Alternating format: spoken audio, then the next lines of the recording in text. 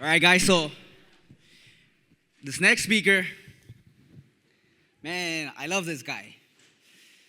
I bumped into Inky Johnson on a video on YouTube. I was watching a video. I was watching E.T., and E.T. had him on one of his conferences, and I'm like, I don't know who Inky Johnson is, and I started listening to the way that he communicated himself, the way that he moved that room that day. It was so powerful, that video that I watched. And this gentleman has checked me so many times without him even knowing. I appreciate him coming all the way from Atlanta. He was the reason why we called this event Go Heavy. If you guys have not watched his video on YouTube called Go Heavy, make sure you guys make a note of that, because you guys want to watch that video. Because that's a powerful video and a powerful message. One of the things that I love about him is that not only is he a phenomenal communicator, but he brings a powerful message behind it. He brings substance. He always leaves the room better than what he found it. So we're going to play a quick little video of Inky, and then we're going to bring him on stage. Play the video, please. Born to a mother at 16 years old, to a two-bedroom home. Used to sleep on the floor. At the age of 7 years old, you discovered your dream. You wanted to become an NFL player. You used to get up with your father on Saturday mornings at 5:30 and used to run miles and miles. The first game of your sophomore season, you tore the ligaments. Was out for your junior year. You broke your clavicle the first game. Out for the season. College scouts would come in to see you and they would say, man, you're extremely talented. We just don't know if you're going to make it out of high school, let alone college. He said, son, there is no way that you will make it. Coach Philip Foreman from the University of Tennessee came into Crim High School. Inky, I want to offer you a scholarship to go to the University of Tennessee. You said, Coach, I'm coming. A reporter was making a beeline to Inky Johnson. Do you even think you're going to play at the University of Tennessee? I'm going to start at the University of Tennessee. You played a little bit your freshman sophomore season, came, you broke your starting line. You got as strong as you had ever been. More of a student of the game. You got the bench press 315 pounds. You call your grandmother, you call your mother. You said, after this year, our lives are about to change forever. Second game, you guys are playing against Air Force. You guys found yourselves in the dog fight. Fourth quarter, Air Force had just went down and onside kicked the ball and dropped. Air Force recovered. You guys broke the huddle. You called quarters come. Running back slips out of the backfield. Now he's coming down your side. Quarterback released the ball to the running back. Running back catches it. Got the pass caught. Stop. I'm standing between you and the rest of your life. Where do your strength come from? Where do your drive come from? Where do your motivation come from? Where do your perseverance come from? Everything that you've ever been through, everything that you've ever faced, you've had the ability to overcome. You've had the ability to persevere. Everybody that ever made a sacrifice for you in your life, everybody that ever believed in you, everybody that ever gave you an opportunity in your life, you can't let them down. And I can't stop you. I can't stop you. Even if I wanted to, I can't stop you because you're about to get stronger. Carney back. Got the pass caught.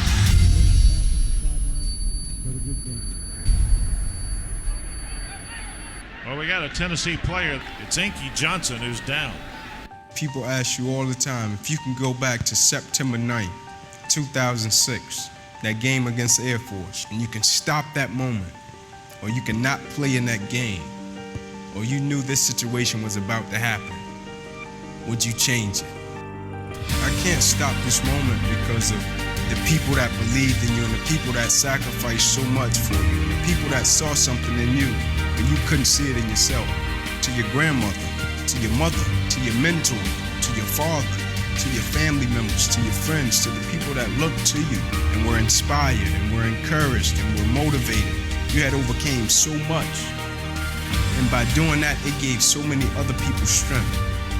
So I don't want you to deal with the disappointment of thinking that you disappointed them because your dream has left. I can't change it because of what's about to happen. But even if I could, I wouldn't.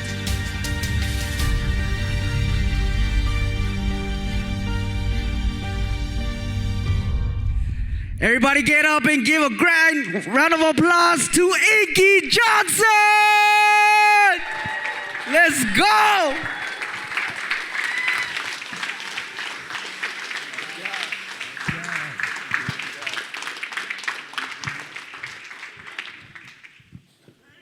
What's up, baby? Yeah. Man, you guys look great. You guys look great. First and foremost, I want to say it's an extreme honor and privilege for me to be in this room. You know, every opportunity I get to do what I love, it's a heavy level of reverence, gratitude, and respect that comes along with it. Simply because I never thought I would be doing what I'm doing, right? I'll never forget, they put me in public speaking when I was in college. I dropped the class on the second day. I despised it, right? I'll never forget, I was walking out of the door and the professor said to me, "Where you going?" I said, "Man, I'll never need that. I'm going to the NFL." And he said, "You never know, you might need it one day." And so to be doing it for the past 16 years is confirmation that I was being guided by a source and by a force, God, that was a lot greater than me. And so every opportunity I get to do it, I understand on the other side of my words is somebody's life and opportunity to impact. And so I'm a big believer in intentionality, right? Being intentional with spirit, with disposition, with attitude, with approach, with process every single day, right? And so whether I'm in Atlanta, whether I'm traveling across the country, I start off every single day in a similar fashion, right? When I'm in Atlanta, I'm home with my wife and our 2 children, got an 11-year-old son, 12-year-old daughter, 11 months apart, Irish twins, give us a run for our money every day of the week. And when I travel, I keep my cards with me, right? It's quote cards. And so I want to read a couple to you so you can get a sense of what I'm speaking of. And the first one reads, with everything that's happened to you, you can either feel sorry for yourself or you could treat everything that's happened as a gift. Everything is either an opportunity to grow or an obstacle to keep you from growing. You get to choose. The second one reads, there are 2 primary choices in life. Accept conditions as they exist or accept responsibility for changing them. And the last one reads, never neglect the little things. Never skimp on the extra effort, that additional few minutes, that soft word of praise or thanks, that delivery of the very best that you can. It doesn't matter what other people think, is of prime importance. However, whatever matters is that you can never do your best, which should always be your trademark. Never cutting corners, shrinking on responsibility. You're special, act like it. You're special, act like it. And so I'll never forget, guys, pre-pandemic, traveling a ton, different city, different state, different sectors, corporate, sports, education, and I had a trip scheduled to College Station, Texas. And I had a connecting flight in Dallas, right? And so whenever I would connect, I would always text, update my wife. Me and my wife, we've been at it since 5th grade, right? This is my girl, puppy love, whole 9, right? You sneak in her grandmother's back door like, it's my girl, right? We've been at it, right? Yay high. And so I get to Dallas, everything is going great, and I'm getting in line, and I'm pulling up my boarding pass. I send my wife a text, and as I'm pulling up my boarding pass, I'm inching forward, and I get to the gate agent. And right when I get to the gate agent, I go to hand him my boarding pass, and I look up, and I can see the pilot. And the pilot is walking off the plane, walking at a pretty brisk pace, and he had his briefcase in his hand. And right when he got next to me, I said to him in a joking manner, I said, "Hey, brother, where you going?" I was like, "The plane that way." He was like, "Yeah, we hit a bird." I was like a little bird? He's like, "Yeah, a bird." I was like, no disrespect to the bird, but the bird gone, right? Like plain bird, that's no match. He was like, "Yeah, but sometimes it can be blood on the plane. Sometimes things can dent the plane. It's just a protocol we got to go through, so we got to sit down and we got to wait it out." I said, "Great, man, I travel a lot. Would you mind if I sit beside you? I just want to understand the protocol." Guy was nice as all get out. We introduce ourselves. I take a seat, and he says to me, "Inky, we'll be fine unless they bring the plane tow truck." He said, "If they bring the plane tow truck, we'll have to wait 2.5, maybe even 3 hours." Right? Been traveling 16 years, never heard of a plane tow truck in my life. Within 3 minutes, what do you think showed up? A freaking plane tow truck, right? 3 hours go by.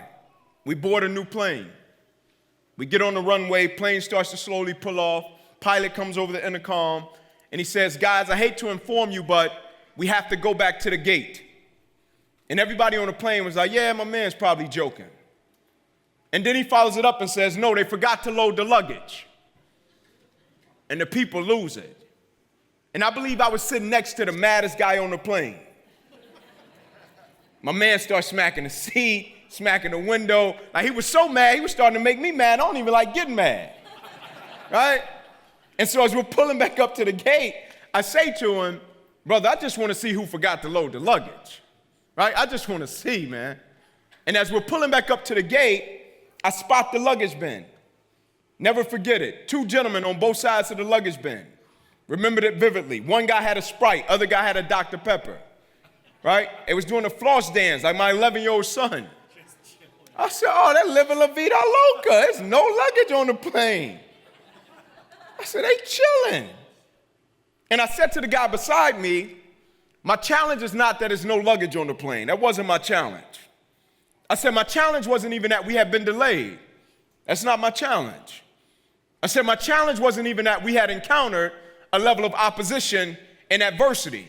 That wasn't my challenge, right? My challenge wasn't even that we had encountered a level of uncertainty. That wasn't my challenge. I'm not one of these people that wake up every single day and look at life as if it's Mayberry, right? I just don't view life through those lenses, right? That wasn't my challenge. My challenge was this.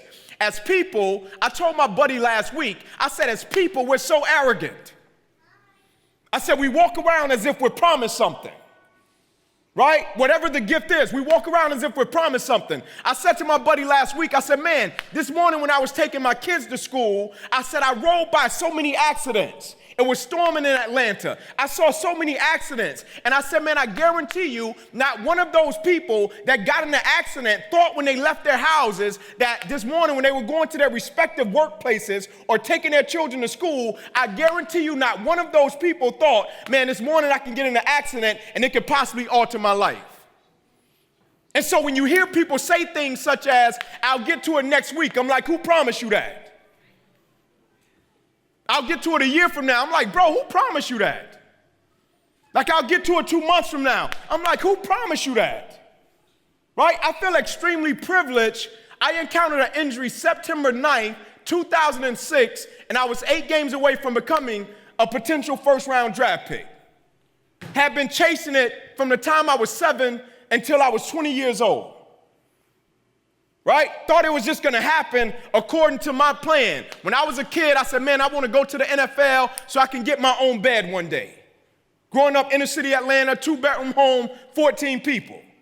Right? Coming up, mother had me at 16, working a double shift at Wendy's. I started out with the dream in the street, playing tackle football, light pole to light pole, and just thought to myself, Juan, that, man, I want to go to the NFL. It's going to happen and manifest just because I work hard. And life brought me really close to it happening. Talking about gave everything I had to it. 8 games away, had the paperwork that said it was about to happen. And I went out one day and did something that I knew how to do 10, 20, 30 different ways, and for some strange reason, the outcome was totally different. And so when I say to him, my challenge wasn't even that we were delayed, it wasn't. My challenge is this: if we're not careful as people, we can get caught up in the monotony of life, and we can treat things such as, oh man, if opposition arises, if adversity arises, if a challenge arises, I'll just be ready for it and I'll rise to the occasion. And I think we all know in life, we don't rise to the occasion, we revert back to our training. Meaning the individuals that we were prior to the opposition, prior to the challenge, prior to the controversy, prior to the adversity, that is the individual that's going to show up in the midst of it every single time. That's why the quote says you judge the true character and caliber of a person not by where they stand in times of comfort and convenience. You judge the true character and caliber of a person by where they stand in times of challenge and controversy. You can't measure character without it. Everybody know what to do when they get what they want. A baby will smile if you give them a snack. Like, everybody know what to do when there's money in the bank. Everybody know what to do when they close a deal. Everybody know what to do when it plays in their favor. Right? But whether I grew up in a 2-bedroom house with 14 people or you grew up in a 14-bedroom house with 2 people, when we came into this world, the doctor, the physician can come to us and say, hey man, you're beautiful, you inherit character. They couldn't give it to us. Character has to be cultivated through opposition, through adversity, through successes, through failures, through highs, through lows. I should tell the guys I played football with, I don't care how tall your daddy is, you got to do your own growing. It don't matter. If you look like Tarzan and you hit adversity and we find out you Jane.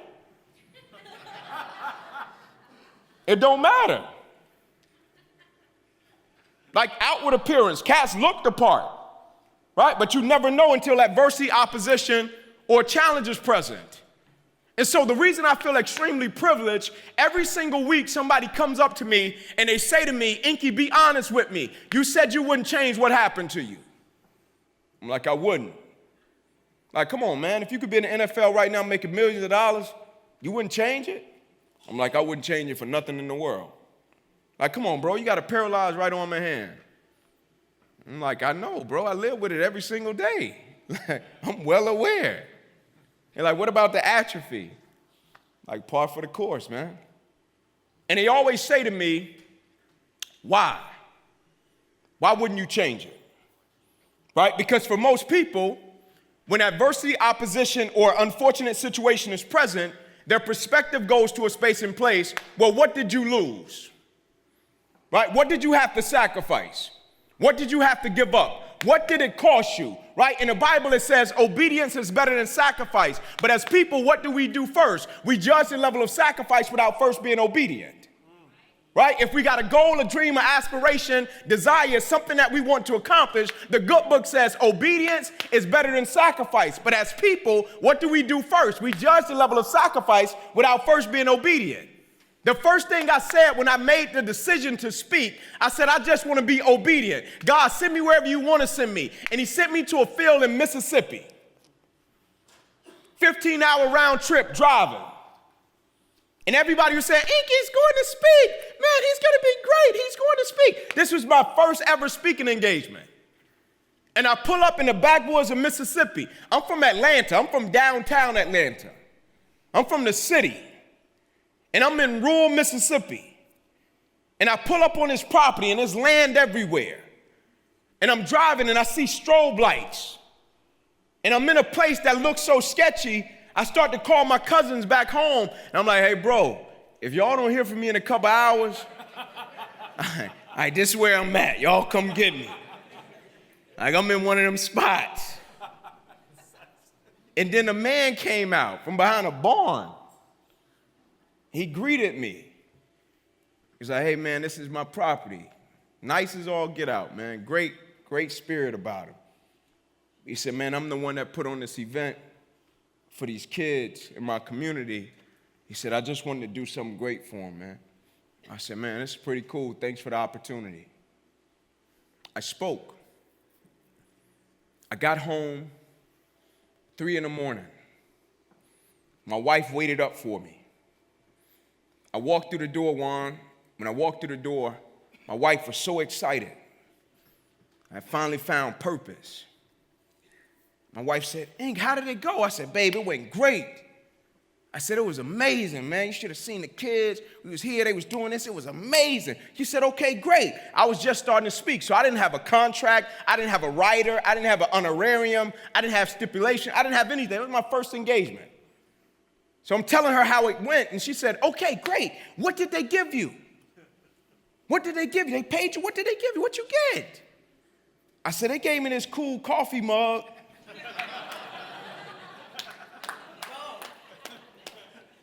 She said, you sure this is what you're supposed to be doing? I said, yeah, it felt right. She said, go for it. Been doing it for 16 years ever since. I'm worked with Chick-fil-A, Home Depot, Nike, Uber,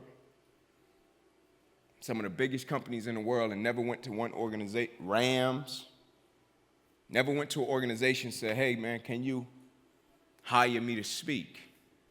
The obedience started in a field in Mississippi with some kids and strobe lights in a place that was so sketchy that I called my family and was like, hey, bro, if y'all don't hear from me, it's where I'm at. Come get me. Obedience is better than sacrifice.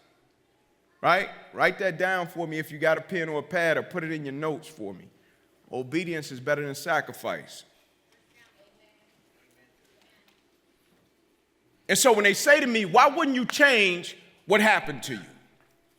Right? I was in St. Louis in the middle of the pandemic speaking, And I went into a room and I said to him, okay, great, I got it, man. I know how this time period has inconvenienced all of us.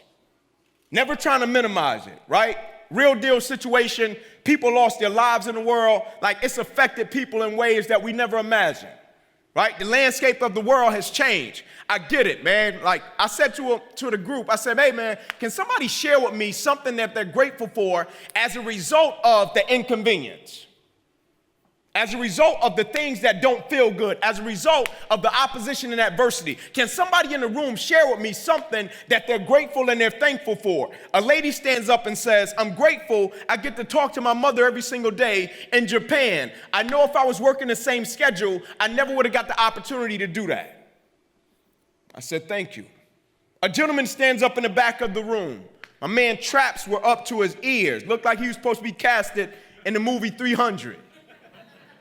Right? Yoked. And he's bawling. He's crying. And he said, I'm thankful I got to watch my first child being born. He said, if I was working the same schedule, I never would have got the opportunity to witness that moment. He said, what's something you're thankful for, Ink? I said, man, brother, I'm thankful for 3 p.m. He said, why 3 p.m.? I said, man, 3 p.m. most days I get to be in a carpool line picking my kids up from school. He said, a carpool line? I was like, yeah, I'll be racing cats to be the first one in that carpool line. He said, a carpool line? I was like, yeah, the carpool line, but not the carpool line. He said, what you mean by that? I said, it's more so about trained optimism, not fantasy land. Like, put my perspective in a space and place to when uncertainty, adversity, or opposition happens, I can look at a situation and still extract the good and not get so busy complaining about the unfortunate side of the situation that I missed the blessing that's in the situation. What do I mean by that? In other words, my arm and my hand is paralyzed, my heart isn't. My arm and my hand is paralyzed, my work ethic isn't. My arm and my hand is paralyzed, my dedication isn't, my commitment level isn't. Right? What commitment? Not the shallow stuff, not the cheap stuff, the concrete stuff.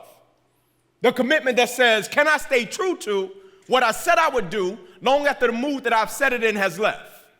Right? I'm going to say it again. Can I stay true to what I said I would do long after the mood that I've set it in has left? There's going to be a lot of declarations made in this room today because of how one feels.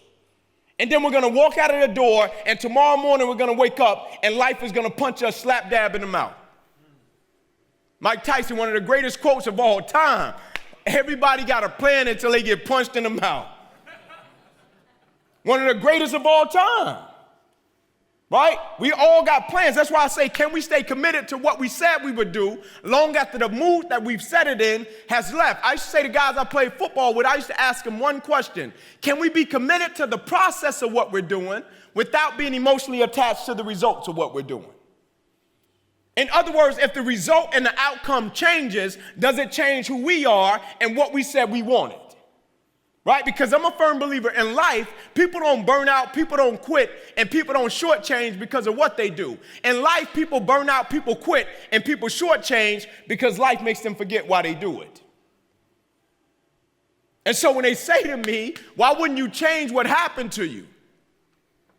They often follow it up and say, did you do anything different the day your career ended? Right? The day was September 9th, 2006.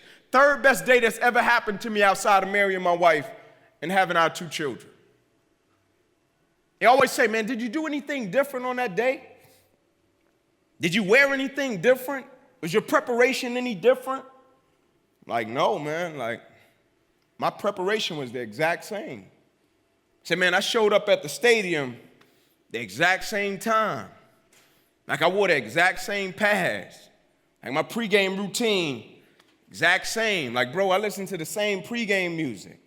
That Phil Collins, I can feel as my joint. That coming in the air tonight. I listen to that joint right now, I get jacked. Right? Listen to the same music. But for some reason, on that day, the outcome was totally different. Did something that I literally did every single day like clockwork, got 8 games away from it manifesting, but for some strange reason on that particular day, September 9th, 2006, fourth quarter of a game, 2 minutes left, playing against the University of Air Force. Potential first-round draft pick. Remember getting my paperwork and calling my mother and grandmother on a 3-way and saying, after this season, our lives are about to change forever. We will never miss another meal. And I'm in the position, literally, to make it happen. And I go and do something that I knew how to do several different ways, and the outcome changed. The fragility of life. Right? You say things to people like, hey man, don't take what you do for granted, and they treat it like it's a cliche or cute quote. Right? You say things to people like, hey man, be grateful for your people, and they treat it like it's a cliche or it's a cute quote. Right? The most valuable possession that we got on the face of this planet is people. Right? You think about the X factor in whatever we do, the places we do business at, the places that we go, the X factor will always be people. Right? Why do we go to the places that we go? People. Why do we buy into the services that we buy into? People. The quote says it. People may forget what we do, people may forget what we say, but people will never forget the way we make them feel. Right? You value people. The law of reciprocity. In life, you get what you give. Can I tell you a story real quick? Me and my son was coming home. A Saturday morning, we went to a workout. We go early, workout, we're coming home, it's storming in Atlanta, we're getting off on our exit. Our exit in Atlanta is on a ramp. And so as we're getting off on our exit, we're approaching a red light. And as we're approaching the red light, I start to slow down and the 18-wheeler comes by me. And it pushes a lot of water my way. And so when it pushed the water my way, I was driving a truck, my truck did a slight shift. And when it did the slight shift, I thought it was just a slight shift. But my truck kept going. And I started to spin, and I was in a full-blown hydroplane. And so as I'm spinning, I'm like, no, man, like, God, no. And I'm spinning toward a retainer wall. And my truck is higher than the retainer wall. And I'm like, man, if I don't stop spinning, we're going to hit this retainer wall. We're going to flip into oncoming traffic. And so as we're spinning, something hits my spirit and says, Ink, let go of the wheel. I was like, God, I can't. I drive with one hand, God. It's all the control I got. And I was like, I can't do it, man. And we spin, and it hits my spirit again. Let go of the wheel. Right? Because as people, what do? When we feel fear, we contract. Right? We get tight. We want to control situation. What drives fear? When we don't know enough, right? We get tight. And I looked at my son, and my son says, Dad, I feel like we're about to die. And when he said it, I let go of the wheel. We spin, we hit the wall. When we hit the retainer wall, truck flips in the opposite direction. It flips, lands upright. I jump out of the truck, I run around, I grab my son, check on him, I grab my phone, I call my wife, tell her where we are, say, hey babe, me and Ink just had an accident, we're here. She's like, I'm on my way. Then I check on my son, then I look at him, I'm like, Ink, man, we gotta get out of this rain, man, we gotta find us a spot. And so we're literally looking across the highway for a spot to go to get out of the rain. And so as we're looking, cars are driving by. And cars are going, and we're looking, and a white car pulls up. And the gentleman rolls his window down. When he rolls his window down, he screams out, hey, Ink, you good? I was like, yeah, we good. But to my recollection, never seen this guy a day before in my life. And I'm not one of these guys, just everywhere I go, somebody knows who I am. He said, I'm going to pull over. I'm going to help you and your son get out of the rain. I said, man, that's nice of that dude to do that. He pulled over. Me and my son walk up to the car. He said, yeah, man, just get in the back, man, get out of the rain. And so I put my son in the back seat. I go to get in the back seat. My son says, hey, Dad, your arm is bleeding pretty bad. I look at my arm. I say to the gentleman, hey, brother, I don't want to drip this blood in your car, man. My wife's on the way. I'm going to just wait until she comes. And so he said, all right, give me a second. I'm going to get out the car with you. And so I just start walking, and I'm pacing. And I'm like, man, we really just flipped over. And as I'm walking, the gentleman walks over to me, and he taps my shoulder. And when I turned around, he said to me, hey, man, you don't remember me, huh? I was like, nah, brother, I can't say that I do. And in my mind, I was like, brother, we just flipped over. We just had a traumatic experience, man. I can't remember nothing right now, man. Just almost went off a bridge, brother. Like, he was like, give me a second, man. I'm going to run to the car. I'm going to get my phone. I was like, all right. He ran to his car, and I'm still pacing because I couldn't believe it. I'd never been in an accident like that. And as I'm pacing, he comes back. He stops right in front of me, and he puts his phone right in my face. It was like, bam. And there was a picture of me and him. I'm talking about we hugging, we cheesing like we brothers. Talking about smiling ear to ear. And he said, man, last year was the roughest year of my life. And he said, I was in the airport and I saw you. And he said, I walked past you. And I was like, nah, I'm not going to stop. And he said, I stopped. He said, I came over, man. I spoke to you. You were gracious. You were nice to me, man. And you took this picture with me. And he said, when I walked off, I said, God, just please let me see him again. I just want to do for him what he did for me in that moment. He said, just let me see him again. He said, I didn't know it was going to be today. He said, when I saw the truck flipping, I didn't know that was you until I saw you run around and you grabbed your son out. He said, this is my exit too. He said, so when I was pulling up, he said, I was thinking, man, I can't believe that's Ink. And in my mind, I'm like, bro, I can't believe we just flipped over. But even in the midst of adversity and opposition, I was like, God, you cold-blooded. Because in that moment, God just gave me back what I gave to a brother a year prior. Right? Valuing people. Why do we do what we do? But we live in a world that's so transactional.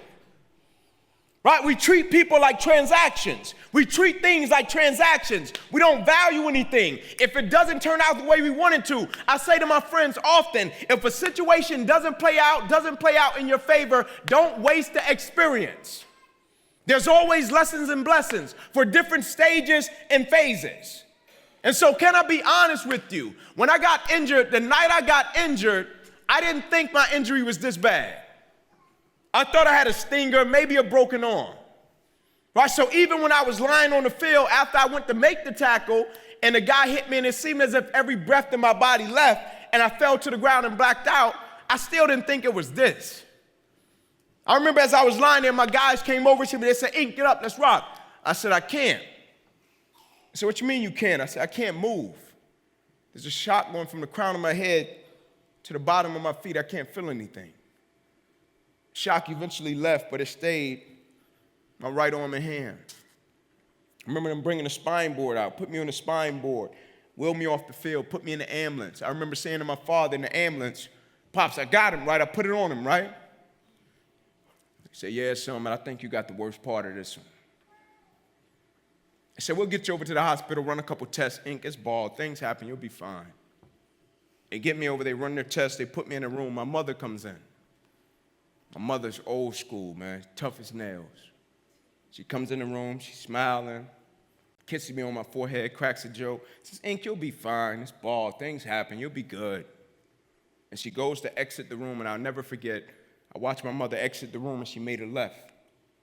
When she made the left, I remember flipping my head back to the left. When I flipped my head back to the left, I remember seeing the head doctor. He was running in my direction, and he was screaming. Now, I'll never forget him saying, guys, get in here. We got to rush this kid back to emergency surgery. He's about to die. I remember saying to him, like, die? Like, away from me or die? I said, man, what happened? Everything was so calm and cool. What happened? He said, when we went in to look at the test, we noticed you had ruptured your subclavian artery, your main artery in your chest. You're bleeding internally. He said, we got to rush you back and take the main vein out of your left leg, plug it into your chest in order to save your life. said, "Oh, I guarantee you, you won't be alive in the morning. You'll bleed out." I said, "Let's go." And the next morning I woke up, I had 6 incisions down my left thigh, 1 incision across the left side of my neck, 1 across the right, twice through my right ribs, cut out my right pec, bottom of my armpit to the bottom of my hand, 350 staples in my body. They had bandaged me from my neck to my knees. A week prior, I had just made strength and conditioning All-American. To sitting in the hospital, and I had no feeling in my right arm, had no feeling in my left thigh, had no feeling in my back, had no feeling in my upper torso area. And I remember the doctor saying to me, "Hey, Inky, man, if we could just get you to ADL." I'm like, "ADL, what's that?" He said, "Assisted Daily Living." I said, "What is it?" He said, "If we can get you to a point to where you go to a grocery store and you put a grocery bag under your right arm, that'll be a plus for us." Said, "If we can get you to a point to where we heard you were right-hand dominant, if you can hold a pencil and you can write on the 3rd to the 5th grade level, that'll be a plus for us." He said, "But your coach wants to speak with you." And my coach comes in, Philip Fulmer, and he says to me, "Inky, something traumatic has happened to you." He said, "We want to unenroll you, send you back home to Atlanta, let you be around family and friends, like to process all that's happened." I said, "Coach, I greatly appreciate it, but I'm not going back to Atlanta." He said, "Yeah, but you can't play." I said, "I get it." I said, "But can you get me a Dunjoy sling and a Velcro strap?" He said, "Why?" I said, "So I can finish what I started." He said, "Inky, you can't play." I said, "This isn't about a game." He said, "What is it about?" I said, "When I left Atlanta, Georgia, I didn't say to my mother and my grandmother, I'm going to be the first one in our family to graduate college unless my right arm and hand gets paralyzed. I never said that. I said I was going to graduate college. And so conditions didn't matter. External factors didn't matter. I didn't say to my teammates, man, I'm going to be a great teammate unless I could no longer make it to the NFL. I said I was going to be a great teammate. And so they saved my life Saturday. I was back in the sandpit Tuesday, not because I was chasing a dream or NFL any longer. I was back in the sandpit the next Tuesday because I wasn't going to allow external factors to dictate what I brought into the world. Like, people are amazing, man.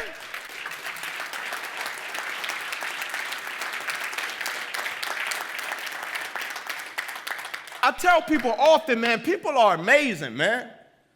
Like, people are incredible, man. And I often say to people, it's not that people don't possess and have what it takes, it's that oftentimes we don't realize there's gonna be things we encounter and it's gonna take everything we got. Right? I was always taught when you hit adversity, opposition, or challenge, uncertainty, you figure out how to process it, you turn it around, and you use it to add value to every environment you go into and every person's life that you come in contact with. They saved my life, and I went back to class the next week. They saved my life, and I went back to practice the next week. They saved my life, and I went back to my routine the next week because it wasn't about a situation or a circumstance. I still got my degree. As a matter of fact, I got a couple of them, and I went to disability services, and I learned how to write with my left hand. Character is not something that can be judged when everything goes great. Character is not something that can be measured when everything falls into place. Like, can I be honest? Like, go heavy, right? Like, go ahead. I love that statement. All right, and people see it, and people often ask me about go heavy and how it manifested, and I got to tell you, right, I'm Southern Baptist, so I see the clock, so I got to be respectful, all right? But I got to tell you how it happened. Like, my recipe has been the same my whole life. Perspective drives performance. How you view what you do affects how you do what you do.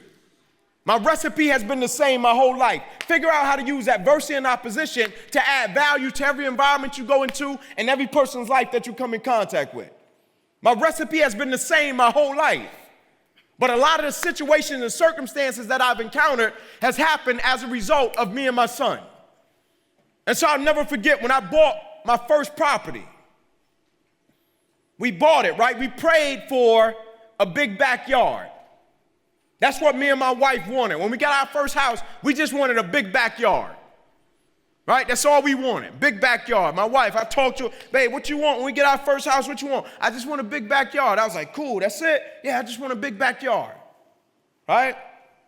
We end up getting 20 acres. We got a big, big backyard. Got 20 acres. Nice piece of property, right? So that Christmas, we stoked. Talking about we excited. We got a little land, right? I want to surprise the kids. I want to surprise the family. I go out and get four-wheelers, ATVs, right? I want to surprise the family. So I go get the four-wheelers. I park them over on the other side of the garage. We get up Christmas Day. We're going into the main room to look at presents. As we're going into the main room to look at presents, my son looks out of the window and he sees them. And so my son sees him. My son's like, Dad, let's go out to the little four-wheeler little bike things. I'm like, you sure you want to go out with mommy and grandma? He's like, nah, I want to go out. I want to go ride. I was like, okay, cool. Go tell them what we're doing. And so we go out and the girls come out. So it's my mother, my wife, my little sisters. They all come out. And as soon as my wife sees them, my wife's like, no, I'm like, babe, look, four-wheelers. Like, cool, we got land. Let's ride. She was like, no, I was like, man, ain't gonna go for a ride, babe. What you think? She's like, no, don't do it. It's dangerous. I was like, it's cool, it'll be fine. And so the way I teach my kids, I teach them in code words. So if something happens really quick, if we find ourselves in an intense situation, I can throw out a word and they can identify with the word and know exactly what it means. So whenever we're doing something and it gets kind of sketchy or shaky or it's an intense situation, we use words. So if something goes wrong really quick, I can just say a word, they can catch it. And so I'm teaching Ink about the four-wheeler. I said the first two code words are skinny and wide. I said, now Ink, when we're turning, you want to turn skinny because if you turn wide, sometimes like it might be a bad situation if we hit a hump and you could throw Dad off here. I said, you got it? Got it. I said, now the next two code words are light and heavy. I said, when I say light, you take it off the throttle a little bit, press it, we gonna ride by, do the little presidential wave, we gonna style and we gonna profile. Got it? Yes, sir. I said, now when I say heavy, you mash it. We pedal to the metal. You put it to the floor. We going. Got it? Got it, Dad. They turn on the music. We start riding. So I'm light, heavy, go. He's getting it. Right? Wide, he's getting it. He's riding. But he's a young boy. So he gets arrogant really quick. And he thinks he's mastered it. And so we're riding and we hit a hump. When we hit the hump, I say, hey, Ink, let it go. Like, light, Ink, light. He mashes it, and he turns it. When he turns it skinny, he turns it really quick. When he whips it really quick, it throws me off the back. And so as I'm in the air, I hit the ground. I roll. When I roll, I look up. My son has hit the ground. Four-wheeler hit the ground, right? I look at my son looking up in the sky. He's looking for God, right? My man panicking. And I look in the distance, and my wife, she coming. I'm talking about she in a full-blown sprint, like from a movie. I'm like, oh no, it's bad. I get up, right? I run over to the four-wheeler, I stand it up, I grab my son. I'm like, bro, shake out of it, bro, snap out of it. Snap out of it, right? He got a little cut on him, right? Like, snap out of it, bro, let's go, let's go. I said, because if my wife makes it over here, she gonna make you think you got shot 25 times, right? And my wife coming. But we on 20 acres, so I got a little time, right? So I grab him, I dust him off. I sit him on the seat, right? I sit on the back of it, right? I say, Ink, crank it up. He cranks it up. I look at my wife, she's still coming. I say, Ink, go. He was like, Daddy, you want me to leave mommy? I was like, you don't know what mommy about to do when she get here. I said, go heavy. He mashes it. We spin out, he's gone. He screams out, Dad, that's the best thing ever. I said, I know, buddy. I said, now take it back up where grandma and mommy is. We're gonna park it. Right, and we pull back up where they are and they start grilling me. Why did you do that? Right? Why didn't you just stop? You always on this, you get knocked down, you get back up stuff. Now they giving it to me. They done reverse engineered the motivation. Right? They light me up. Why'd you do that? It's dangerous. Why didn't you do that? I was like, because if I would have let him just stay on the ground, that moment would have paralyzed him for the rest of his life. The adversity, the opposition, the impact of the moment, it would have paralyzed him for the rest of his life. It wasn't about my wife. It wasn't about the four-wheeler or the ATV. That moment wasn't about that. That moment was about teaching my son, when life knocks your butt down, you get back up and you go heavy on it. When life hits you with opposition, you get your butt back up and you go heavy on it. Right? When life hits you with a level of uncertainty and adversity, you get your butt back up and you go heavy on it. I just want one thing from you, man. As gifted as you are, as talented as you are, as skillful as you are, as great as you are, I just want one thing from you, man. Every single day, in everything we touch, in everything we do, let's never allow life to make us forget why we show up and why we do it. Not just the regular why, but a transcending why. A why that transcends situation, circumstances, adversity, and opposition. People don't burn out and quit because of what they do. People burn out and quit because life makes them forget why they do it. That's my time. God bless you. Honor to serve you. Thank you.